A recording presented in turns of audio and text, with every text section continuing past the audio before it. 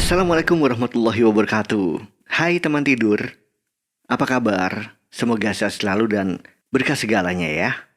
Di segmen teman tidur kali ini, Rizky bakalan hadirkan satu buah cerita yang judulnya Di Antara. Ini masih dikutip dari novel Boy Chandra, Setelah Hujan Reda. Di Antara menceritakan tentang seorang lelaki dan seorang perempuan di sebuah kota bernama Padang. Bagaimana kisahnya? Selamat menyimak.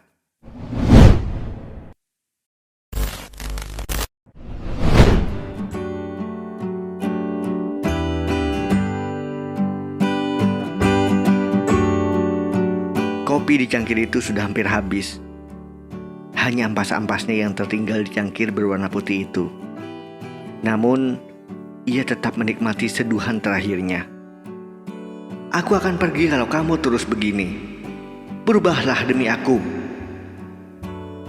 Kalimat itu masih mengiang di telinga lelaki berparas tampan itu saat ia bertengkar dengan kekasihnya. Perempuan yang mencintainya setulus hati. Perempuan yang rela menyempatkan diri untuk menemuinya, mengantarkan makanan setiap hari. Meski kadang perempuan itu harus berkejaran dengan waktu. Maklum saja, setelah tamat kuliah, sang kekasih atau perempuan itu diterima kerja di sebuah bank ternama di kota ini. Namun, ia tetap setia mendampingi sang lelaki itu. Mereka terlanjur berjanji setia selamanya. Hubungan mereka yang berjalan sudah hampir 9 tahun. Menjadi salah satu alasan kenapa cinta harus diperjuangkan. Telah banyak rintangan dan masalah yang mereka hadapi. Banyak rasa cinta yang mereka rasakan. Pahit, manis, asam, asin. Udah kayak nano-nano ya. Oke, lanjut ya. Lelaki itu bernama Di Antara. Ia adalah mahasiswa semester banyak. Sudah menjadi sesepuh di kampus. Rambutnya yang panjang selalu dikuncir. Beberapa anting terpasang di telinga dan bibirnya. Dia mahasiswa jurusan seni rupa. Keahliannya mematung. Membuat patung maksudnya ya. Sang perempuan bernama Natin Amira. Ia mahasiswi akuntansi. Mahasiswi kebanggaan kampus. Karena ia bisa tamat 3,5 tahun dengan indeks prestasi nyaris sempurna 3,98. Wow. Dan langsung dipanggil kerja di sebuah bank ternama di kota ini. 4 tahun lalu, ia tamat dari kampus ini. Di Antara dan Natin sama-sama masuk kuliah. Jika dihitung lagi, berarti sekarang Di Antara semester 15 sudah kuliah 7,5 tahun ya. Dan belum juga tamat. Sejak bekerja di bank, Natin selalu menyempatkan diri untuk menemui Di Antara. Baginya, tak ada orang yang ia cintai selain Di Antara. Meski tak begitu romantis seperti kebanyakan lelaki lain yang mendekatinya, bahkan termasuk begitu cuek pada Natin. Apalagi kalau ia sedang membuat patung, bisa-bisa Natin sampai tertidur menungguinya. Begitu sabarnya Natin ya guys ya. Oke teman tidur, banyak teman yang meminta Natin untuk meninggalkan Di Antara. Namun, ia tak pernah melakukannya. Dia masih yakin Di Antara akan berubah untuknya. Meninggalkan hobi dan khayalannya demi Natin. Lelaki mana yang tak mau berkorban demi orang yang ia cintai? Natin, aku lagi usaha. Kamu sabar ya. Aku juga sayang kok sama kamu. Kamu pikir kamu bisa membuat aku hidup dengan patung-patungmu itu? Namun, pertengkaran kadang memang tak bisa mereka hindari guys. Di Antara terdiam. Hatinya tertusuk hingga tak dapat berkata apa-apa lagi. Untuk pertama kalinya, perempuan yang selama ini mendukungnya mengatakan hal yang tak ia sangka, bahkan tak pernah ia pikirkan sebelumnya. Oke, aku minta maaf. Aku tak bermaksud melecehkan impianmu sebagai pematung. Namun, bagaimana nanti kita menghadapi ibuku, menghadapi keluargaku? Coba rasakan kamu di posisi aku. Aku bingung. Emosi Natin akhirnya meluap. Ia duduk di atas kursi kayu yang ada di ruangan praktek Di Antara. Di Antara masih terdiam. Ia paham apa yang dimaksud Natin. Ia tahu bagaimana bingungnya Natin bila harus mengenalkan ia kepada keluarganya. Dia seorang pematung. Terbayang gak sih bagaimana ekspresi ibu Natin? Baik teman tidur, kita flashback dulu ya. ke tahun-tahun sebelumnya, di mana mereka baru duduk di bangku SMA. Mereka malu-malu berkenalan karena teman mereka saling kenal. Seragam sekolah mereka masih kelas 2 SMA. Natin merasa sangat senang sesampai di rumah. Ia bahkan tersenyum sendiri saat teringat adegan perkenalan dengan Diantara. Bagaimana tidak bangga? Diantara adalah anak baru di sekolah. Diantara semasa SMA tergolong anak yang rapi, tak berantakan seperti sekarang. Rambutnya tersisir rapi, bajunya masuk ke dalam celana, dan tampangnya yang ganteng membuat semua gadis satu sekolahan mengenalnya. Sedangkan Natin hanya gadis kampung yang tidak terlalu dikenal di sekolahnya, kecuali di bidang prestasi. Natin gadis biasa saja dari segi penampilan, namun ia selalu menjadi kebanggaan guru saat menerima rapot semesteran. Bahkan, ia beberapa kali diutus sekolah untuk mengikuti lomba. Dan hasilnya tentu sudah bisa ditebak ya guys ya. Piala dan kebanggaan selalu ia bawa ke sekolah. Ia merasa sangat senang akhirnya bisa berkenalan dengan Diantara. Apalagi saat Diantara mengatakan kalau Natin adalah salah satu perempuan cantik yang ia temui. Waktu terus berjalan. Hubungan mereka semakin dekat. Hingga suatu sore, sehabis jam olahraga, Diantara menyatakan perasaannya kepada Natin. Di belakang perpustakaan sekolah, di sebuah bangku taman, disaksikan dua orang sahabat mereka. Dan Natin tak dapat menolak cinta Diantara. Karena ia juga merasakan hal yang sama. Cinta yang bersemi sejak pertama kali mereka bertemu. Untuk urusan akademik, Diantara memang tak terlalu pintar.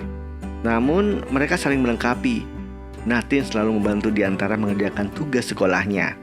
Beberapa kali bahkan ia mengerjakan tugas Diantara dan mengumpulkannya. Meski begitu, meski malas membuat tugas sendiri, Diantara juga selalu membantu Natin mengerjakan tugas pelajaran kesenian.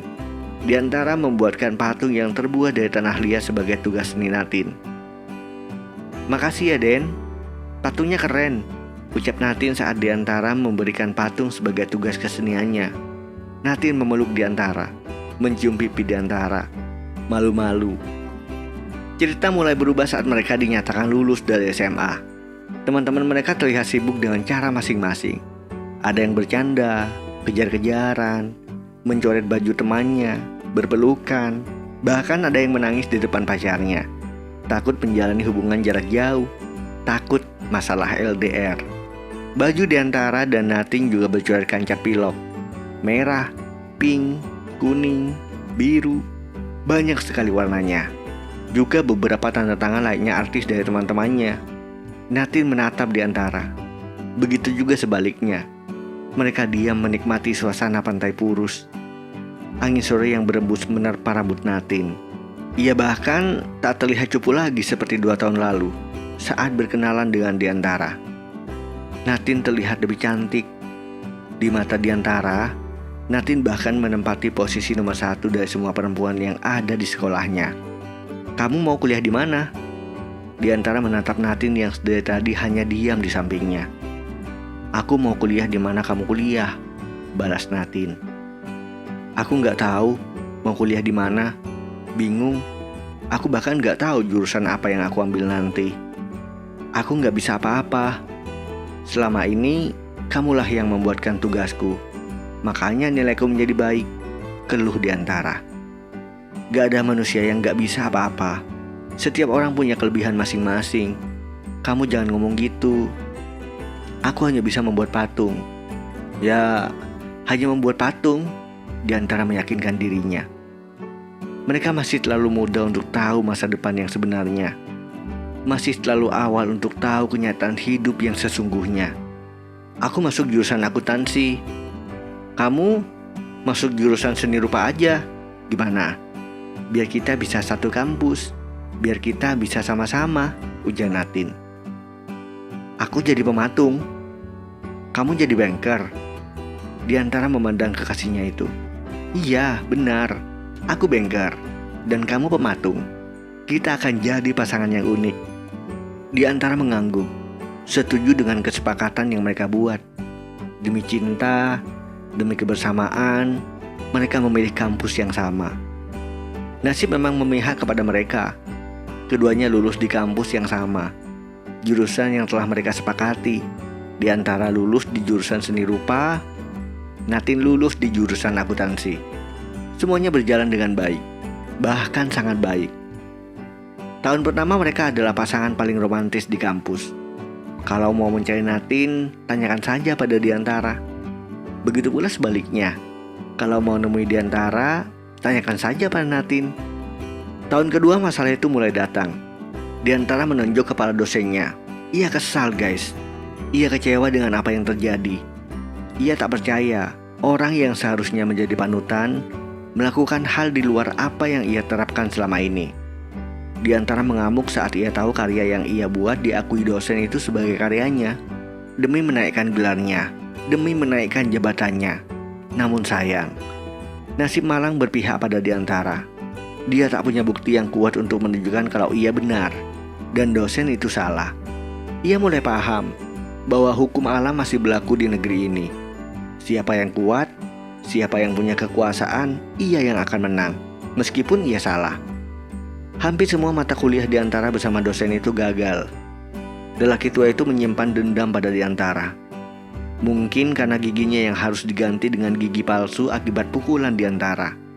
Atau mungkin karena ingin menunjukkan pada mahasiswa lain, jangan main-main dengan saya ini dosen. Saat itu Natin berusaha menenangkan Diantara. Namun Diantara adalah lelaki yang idealis. Harga dirinya tak bisa dibeli. Apalagi ia tahu, bukan dia yang salah, tetapi dosen itu yang mencuri karyanya. Lalu, kenapa ia harus minta maaf? Apa karena saya mahasiswa? Tetapi, kamu bisa-bisa gak wisuda gara-gara ini. Kamu juga harus pertimbangkan itu, Natin menasehati. Lalu, aku harus menjual harga diri hanya untuk wisuda. Natin memilih untuk tidak berdebat. Ia hafal betul karakter Diantara. Lelakinya itu bukan tipe penjilat. Ia tetap menemani Diantara, tetap menjadi kekasih terbaik untuk Diantara. Begitu juga Diantara. Ia tak pernah menduakan cinta Natin. Meski kadang Natin sering nangis kalau Diantara sudah sibuk dengan patungnya. Sejak bermasalah dengan dosennya itu, Diantara lebih sering membuat patung daripada masuk kelas untuk kuliah dengan bapak itu. Ia tahu bagaimanapun pintarnya ia kuliah, nilainya tak akan pernah baik. Kamu lebih memilih patung daripada aku, ucap Natin merasa diabaikan. Wajar saja ia ngambek. Ia sudah capek-capek datang sepulang kerja dari kantor, namun saat bertemu dengan Diantara, ia malah dicuekin seperti itu. Wanita mana yang tak jengkel kalau dicuekin? Bukan lelaki kalau tak bisa merayu pacarnya yang sedang cemberut. Diantara selalu bisa membujuk gadis itu, membuat Natin kembali tersenyum dan memeluknya. Aku kangen tahu, ucap Natin manja. Akhirnya ia wisuda juga, setelah dosen yang berdendam dengannya meninggal karena stroke. Mungkin juga karena doa mahasiswa-mahasiswa yang teraniaya. Diantara diluluskan atas bantuan seorang dosen yang tahu persis masalah Diantara. Dosen muda itu membantu mengurusi masalah Diantara hingga rektor. Akhirnya ia wisuda juga. Dan tak ada yang sia-sia atas segala perjuangannya. Kuliah 8 tahun tak membuatnya menjadi mahasiswa miskin. Ia terus berkarya. Dan apa yang terjadi? Selama itu karya terkumpul. Beberapa bahkan dibeli oleh kolektor luar negeri. Kabar baiknya, ia punya galeri sendiri. Ternyata mematung juga profesi yang menjanjikan jika dijalani sepenuh hati ya, ucap Maya, sahabat Diantara sekaligus sahabat Natin. Maya dulu yang mengenalkan Diantara pada Natin. Ia juga membuat keduanya menjadi dekat. Jadi ia tahu betul bagaimana Diantara dan bagaimana si Natin. Aku hanya melakukan dengan sepenuh hati dan tak pernah ingin lelah, ucap Diantara menatap sahabatnya itu. Mereka saling diam, menatap langit pantai Purus yang mulai mempesona jingga jeruk. Lalu saling tersenyum mengingat momen 10 tahun yang lalu, saat mereka merayakan acara kelulusan sekolah mereka, saat seragam putih abu-abu itu berubah layaknya pelangi. Diantara menatap biru pada senja. Ada rasa pedih yang tiba-tiba menggeluti hatinya. Aku bangkar, dan kamu pematung. Kita akan menjadi pasangan yang unik. Kalimat itu terngiang di telinganya. Sekarang, kalimat itu bagaikan doa yang terkabul. Namun sayang, doa itu terkabul tak lengkap. 10 bulan yang lalu, Natin memilih mematuhi orang tuanya. Ia menikah dengan seorang PNS, rekomendasi dari tantenya. Meski berat, tetapi Natin tetap menikah. Ia tak sanggup menunggu di antara. Cinta yang 9 tahun terjadi akhirnya lepas begitu saja. Maya menatap di antara. Sudahlah, semuanya sudah dituliskan Tuhan. Ia memeluk di antara yang terlihat berusaha tegar itu. Maya tahu betul siapa di antara. Ia paham betul bagaimana rasanya menjadi di antara. Menjadi orang yang melepaskan seseorang yang dia cintai dan membiarkan bahagia dengan orang lain. Karena Maya pernah melakukannya. Melepas di antara kepada Natin.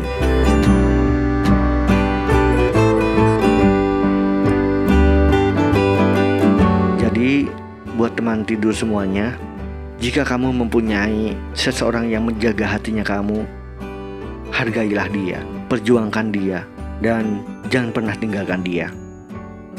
Oke, see you next story ya guys. Selamat tidur dan semoga mimpimu lebih indah. Wassalamualaikum warahmatullahi wabarakatuh.